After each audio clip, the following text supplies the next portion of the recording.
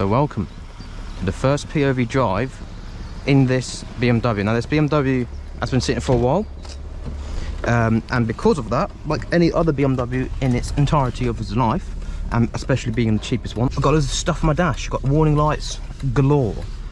ABS sensor came on today, amazing. Testing the car out yesterday. And yeah, no. As you know, the car's dirty as well, unfortunately, but we are going to go get that fixed today. So I might as well take you along on the first POV drive there is, and hopefully my POV drives are quite alright in terms of view. I do know a lot of these people don't like POV drives where they cannot see out the car, and some people unfortunately do that. But then they like POV drives where you see too much of, you see too much of the car.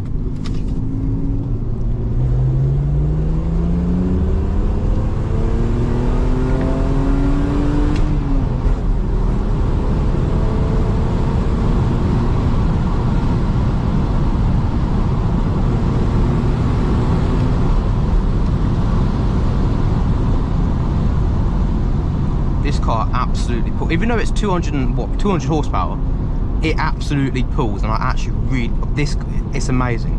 Now, granted, the M3 will rev higher. Look at my steering wheel. It's because of that one black tyre. It's also got, I think the alloy is busted.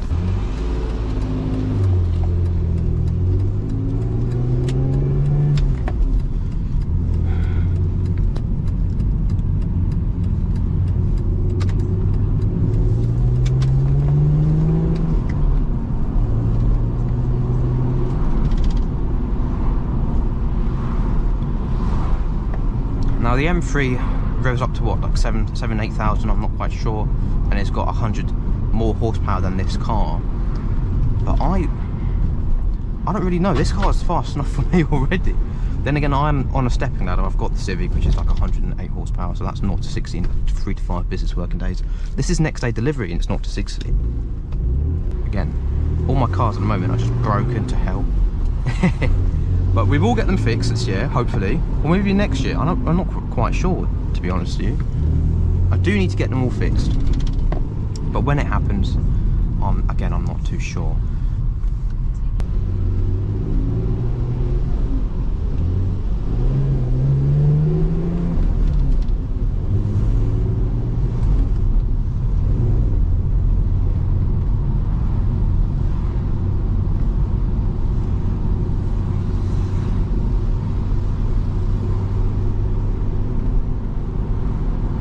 Now obviously I'm driving roof ups today because driving a broken down BMW with a GoPro on your head isn't the best. It's not the best look, especially when one wheel is you know, an odd colour compared to the rest of the wheels. Oh yeah, do you like the 5G nests they're putting up? I don't really understand. They're such an eyesore, it's unreal. Now can we overtake a TESCO?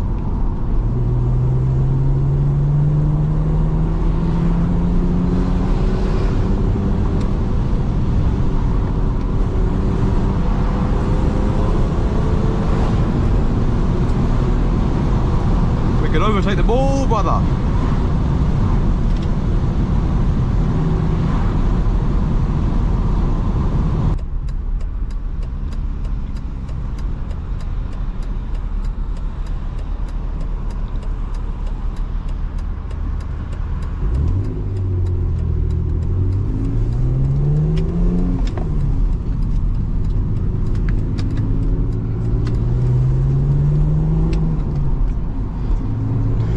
With all BMWs, the first thing that you need to really do is figure out what's on the dashboard, and then after that it's either ROS removing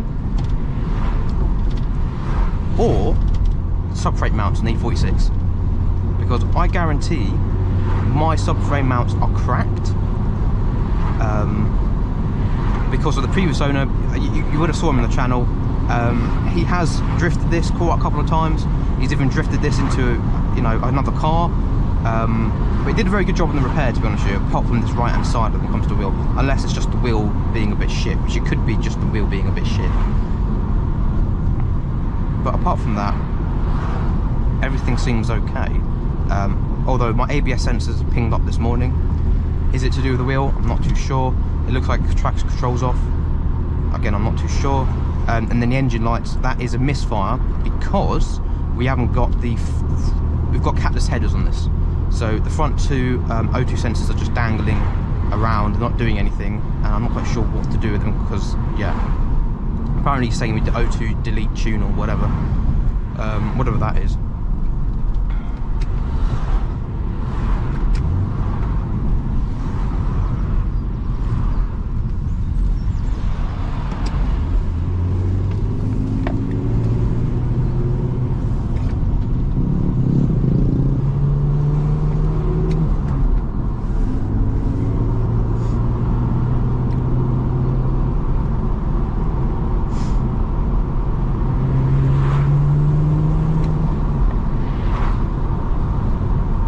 Now I'm thinking, in the future, for this car, do we go ahead and get a turbo kit on it and use the M54 B30 engine because it's reliable?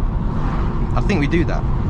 I mean, although we can get the S54, which is like another 5 grand or something stupid, given that rebuilt, okay, sure, might be 10 grand into it, but we got those rod bearings that have so tight tolerances that it will wear off a lot. But then again, you get another 100 horsepower just from the engine being stock. It's a tricky one. Reliability plus lower power, or unreliability plus more power. And I think for the UK roads, it makes more sense buying that 330Ci with the M54 B30.